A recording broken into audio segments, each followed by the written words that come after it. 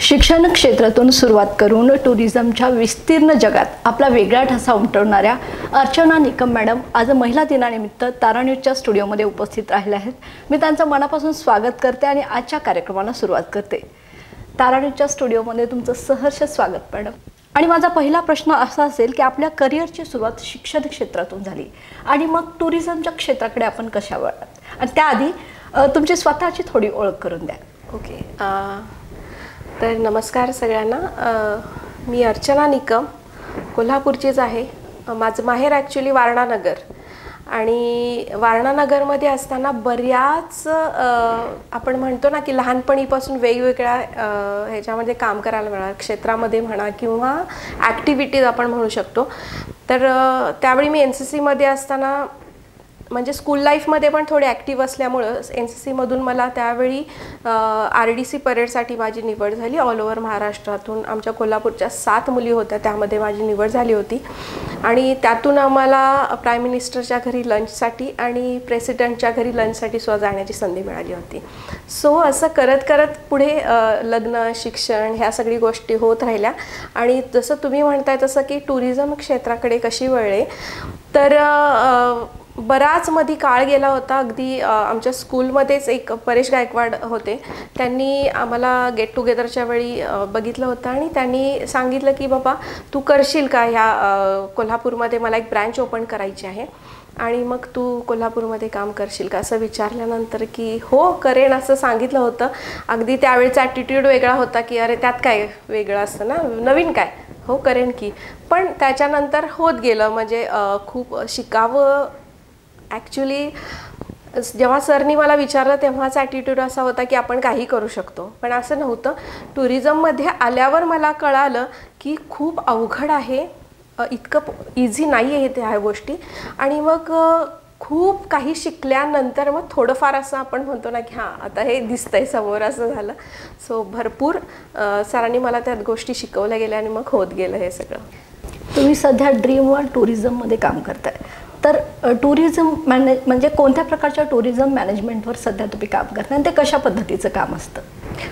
Okay, तर dream world tours ही जी आमची company आहे, आपण असं म्हणू शकतो की गेले 15 वर्ष आपण ह्या इंडस्ट्रीमध्ये काम करतोय आणि आपलं हेड ऑफिस जे आहे ते पुण्यामध्ये आहे आणि आपल्या 4 ब्रँचेस आहेत, ज्यामध्ये एक आहे ती कोल्हापूरमधली आहे, दुसरी बेंगलोर, जळगाव, पिंपरी चिंचवड अशा ब्रँचेस आहेत आणि यामधली कोल्हापूरची ब्रँच मी बघते आणि कोल्हापूर रिजनल हेड अशा प्रकारचं मी इकडे काम बघते आणि त्याचबरोबर टूर्स अटेंड करणं, जसं की टूअर मॅनेजर म्हणून पण बऱ्याच वेळेला मी जात असते, देशात परदेशात बऱ्याच ठिकाणी जावं लागतं।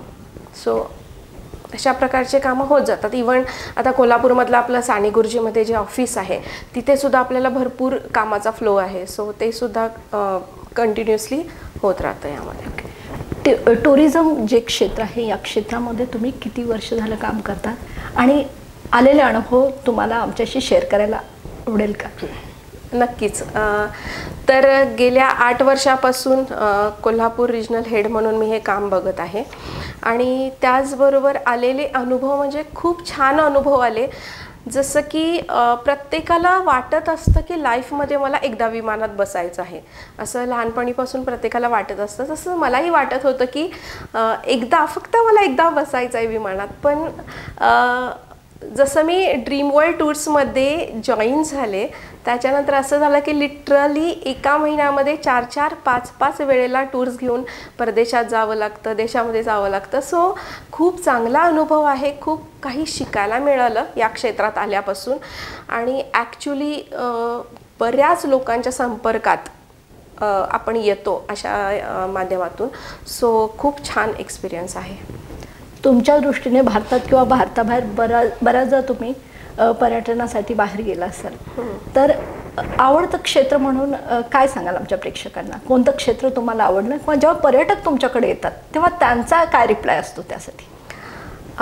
भारतात आणि भारताबाहेर म्हणाल तर ॲक्च्युली असं आहे की सगळीच ठिकाणं खूप छान आहे. प्रत्येक ठिकाणी आपल्या आपल्या आपण म्हणू शकतो ना की ज्या त्या ठिकाणी ते दॅट इज अ बेस्ट.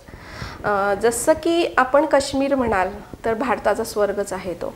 तर ॲक्च्युली काश्मीर मला खूप आवडतं आणि मी नेहमी माझ्या गेस्टना असं सांगत असते की काश्मीरचे 3 सीझन असतात. वेगवेगळ्या सीझनमध्ये काश्मीर वेगवेगळं दिसतं आणि मला असं होतं ना की ज्या वेळी मी काश्मीरला जाते त्यावेळी नव्याने मी काश्मीरच्या प्रेमात पडत जाते. सो खूप आवडतं मला काश्मीर. त्याचबरोबर जर तुम्ही म्हणाल तर भारताबाहेर दुबई इज द बेस्ट किंवा व्हिएतनाम नेचर वाईज अतिशय सुंदर आहे, अतिशय सुंदर. आणि दुबई आपण म्हणतो ना की वाळवंटामधील स्वर्ग आपण ज्याला म्हणू शकतो की ॲक्च्युली त्या लोकांनी वाळवंटामध्ये कसं स्वर्ग निर्माण केला आहे की नॉट अ जोक. आणि जगातली ज्या काही दी बेस्ट गोष्टी आहेत, युनिक गोष्टी आहेत, त्या तुम्हाला दुबईमध्ये बघायला मिळणार. So I like so much Dubai and Kashmir. Tourism म्हटलं की मग कशा पद्धतीनं कुटुंब आणि टुरिझमचं हे क्षेत्र सांभाळ तुम्ही ताळमेळ कशा पद्धतीनं घालता मग? काही वेळेला मॅम घालावा लागतो ताळमेळ. जसं की नाही का काहीतरी चांगलं कमवण्यासाठी गमवावं लागतं असं असतं. बॅलन्स करावा लागतो आणि तो करते मी. सो टुरिझम क्षेत्रात तुम्ही आहात, खूप कॉन्फिडंट वाटतंय मला. आणि हा कॉन्फिडन्स जो आहे त्याचं श्रेय कुटुंबातील कोणत्या व्यक्तीला देते? Actually I am really thankful to my family. कारण की अशा क्षेत्रामध्ये जेव्हा तुम्ही काम करत असाल निश्चितच तुम्हाला कुटुंबाचा सपोर्ट असल्याशिवाय तुम्ही पुढं पाऊल टाकू शकत नाही. त्यामुळं कारण हे आमचं क्षेत्रच असं आहे की याच्यामध्ये तुम्हाला प्रत्येक वेळी जो संपर्क येतो तो सगळा मेल किंवा आपण म्हणतो ना जेंट्स लोकांशी येतो. सगळ्याच गोष्टीत अगदी म्हणजे आपण जेव्हा एखाद्या लेडीजला though it is a ladies group आपण म्हणू शकतो की किटी पार्टी आहे, तिथं तुम्ही मीटिंगला गेलाय आणि त्यांना अप्रोच करता एखाद्या टूरसाठी, पण त्या लेडीजना जेव्हा आपण सगळं सांगतो तेव्हा म्हणतात की नाही मला माझ्या नवऱ्याला विचारायचं आहे. ओके, तर असं किंवा परत मी जेव्हा टूरला घेऊन जाते बरेच जेंट्स लोक असतात किंवा बऱ्याच वेळेला तिथे असलेले ड्रायव्हर्स, तिथले असलेले बाकीचे बघणारे लोक असतात जे तिथे आपण म्हणू शकतो की तिथे जे काम करणारे DMC वाले वगैरे, सो त्यांच्याशी माझा नेहमी संपर्क येत असतो. सो अशा वेळी घरच्यांचा विश्वास असणं खूप महत्त्वाचं आहे. आणि यावेळी माझे आईवडील असतील, माझी मुलगी, माझ्या लाईफचा plus point I can say. So ह्या लोकांनी मला खूप जास्त आधार दिलेला आहे. आणि त्याचबरोबर श्रेय म्हणाल तर हे आहेत माझे घरचे सगळे आहेतच लोक, पण अजून एक व्यक्ती अशी आहे की म्हणजे माझ्यामधला स्पार्क त्यांनी ओळखला असेल किंवा वाटला असेल त्यांना की हां ही करू शकते यामध्ये काहीतरी.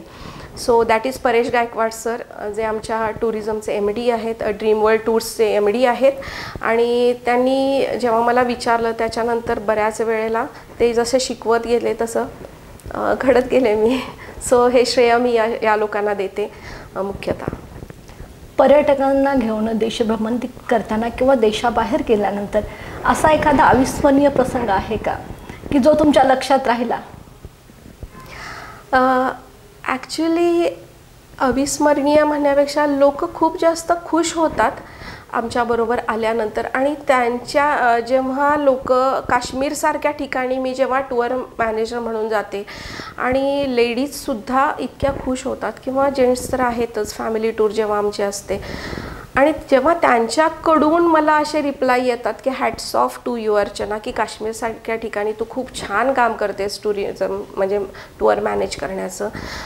सो आणि वेगवेगळ्या लोकांकडून येणारे जे ब्लेसिंग्ज असतात, जसं की आपण म्हणतो वयस्कर लोकांनीसुद्धा दिलेले ब्लेसिंग्ज असतात, ते खूप महत्त्वाचे. जेव्हा टूरवर जाऊन आल्यानंतर ते जेव्हा आमची टूर त्यांना आवडल्यानंतर ते आतून जे बोलतात ते खूप महत्त्वाचं असतं. आणि असे खूप छान छान एक्सपिरियन्स येतात टूरला गेल्यावर. महिला म्हणून पर्यटन क्षेत्र हे फिरतं एक जग म्हटलं तरी चालेल. आणि हे फिरतं जग म्हणत असताना मी असं म्हणेन की ह्याला वेळेचं बंधन नाही आहे. मग अशा वेळी तुम्हाला कोणती आव्हानं किंवा अशा काही गोष्टी आहेत का ज्याचा सामना करावा लागला? देवदयीनी अजून तरी असं नाही, पण काही छोट्या मोठ्या किरकोळ गोष्टी असतात. जसं की बऱ्याच वेळेला एक महिला म्हणून प्रत्येक वेळी सगळ्यांना असं वाटत असतं की माझं, जसं मी मगाशी म्हटलं की प्रत्येक वेळी जो सामना मला करावा लागतो तो जेंट्सची असतो तिकडे सुद्धा. आणि बऱ्याच वेळेला त्यावेळी डॉमिनेट केलं जायचं अगोदर, पण नंतर हळूहळू आमचं वेवलाईन्स जुळत गेल्या सगळ्यांशी आणि मग होत गेलं. पण असं असतं की जेव्हा तुम्ही टूर मॅनेजर म्हणून जाता तेव्हा तुम्ही ॲक्च्युली खूप जास्त ॲक्टिव्ह पाहिजे आणि physically mentally you should be. कारण की रात्र असणारं जागरण, त्याच्यानंतर होणारा तो विमान प्रवास, एअरपोर्टवरच्या फॉर्मॅलिटीज, ह्या सगळ्या गोष्टी इतक्या असतात की त्याच्यामुळं, आणि कंटिन्युअसली असणाऱ्या टूर्स, मग याच्यासाठी तुम्ही ॲक्च्युली ॲक्टिव्ह असणं physically mentally, that is very important. So हे होत जातं. तुमच्या आयुष्यातील संघर्ष आणि यश ह्याचं समीकरण जुळवताना ते काही आमच्याशी शेअर करू शकाल का तुम्ही? संघर्ष म्हणाल तर एव्हरी लेडी हॅज आपण म्हणतो प्रत्येकीच्या लाईफमध्ये संघर्ष हा असतोच कमी जास्त प्रमाणात. आणि जसं की प्रत्येकीला माझा संघर्ष म्हणजे खूप मोठा असं वाटत असतं की नाही मी खूप हे केलं आहे, प्रत्येकीला असंच वाटत असतं. पण असं काही नाही, प्रत्येकीचा संघर्ष तेवढाच महत्त्वाचा आहे. जेव्हा एक लेडीज घरातलं सगळं सांभाळून बाहेर जॉबला जात असते तेव्हा तिचा संघर्षही तेवढाच महत्त्वाचा असतो. आणि एक लेडीज जेव्हा घरातलं काम करत असते तेव्हा तिचा संघर्षही सगळ्यांना आपण म्हणू शकतो की इतकं सगळं पूर्णपणे व्यवस्थित करणं हे ते तिचा संघर्षही तेवढाच महत्त्वाचा असतो. त्याप्रमाणे माझ्या लाईफमधलेही आलेले संघर्ष माझ्यासाठी खूप मोठे होते. आणि I am really thankful to God की प्रत्येक संघर्षामध्ये परमेश्वर मला वाट दाखवत गेला आणि त्याच्यावर मी मात करत गेले त्याच्या आशीर्वादाने आणि सुरळीत होत गेलं. म्हणजे की जशी माझी मागच्या 30 वर्षाची असलेली कंडिशन, आत्ताची असलेली condition. So I am really happy की या संघर्षातून अगदी मी इथंपर्यंत खूप छान सर्वाईव्ह करत आले. महिला दिनानिमित्त ताराणीच्या माध्यमातून महिलांना काय संदेश द्या? मला एवढंच सांगायचं आहे की every lady has a spark. प्रत्येक लेडीमध्ये एक स्पार्क असतो. तो कुणीतरी आपण म्हणतो ना एक चिंगारी होती आहे की असं त्याला पेटवायला पाहिजे कुणीतरी, पण ती वाटही तुम्ही नका बघू की कुणीतरी आपल्याला येऊन ते हे करावं. तर तुमच्यात असलेले काही गट्स किंवा आपल्यात असलेलं टॅलेंट हे ओळखा आणि त्याला तुम्ही पुढे आणा प्रत्येकानं. आणि प्रत्येक संघर्षावर मात करून तुम्ही पुढे या. आणि त्याचप्रमाणे फिजिकली मेंटली तुम्ही स्वतःला शारीरिकदृष्ट्यासुद्धा एक्सरसाइज करा, वॉटेवर, पण तेच तुम्ही स्वतःला ॲक्टिव्ह ठेवा प्रत्येक क्षेत्रामध्ये. Though it is a home, job, whatever, पण तिथे तुम्ही ॲक्टिव्ह राहण्यासाठी तुम्ही स्वतःला आधी व्यवस्थित करणं शारीरिकदृष्ट्या हे गरजेचं असतं. आणि त्यामुळं मला असं वाटतं की प्रत्येकीनं आत्मविश्वासानं जगलं पाहिजे. प्रत्येकीच्यामध्ये तो आत्मविश्वास जेव्हा येईल की हां मी हे करू शकते, तेव्हा नक्कीच तुम्हाला कुणीही मागे ओढू शकणार नाही. तर आज आपल्याकडे अर्चना निकम मॅडम आल्या होत्या. त्या टुरिझम क्षेत्राकडे कशा वळल्या, त्यातून त्यांनी कशी आव्हानं पेलली हे ताराणीच्या माध्यमातून महिला दिनाच्या निमित्ताने आपल्यासमोर सांगितलं. त्यांचा हा प्रवास आपल्या सर्वांसाठीच प्रेरणादायी आहे. मी ताराणीच्या माध्यमातून पुन्हा एकदा त्यांचं धन्यवाद मानते आणि त्यांचं आभार मानते. धन्यवाद मॅडम. Thank you so much.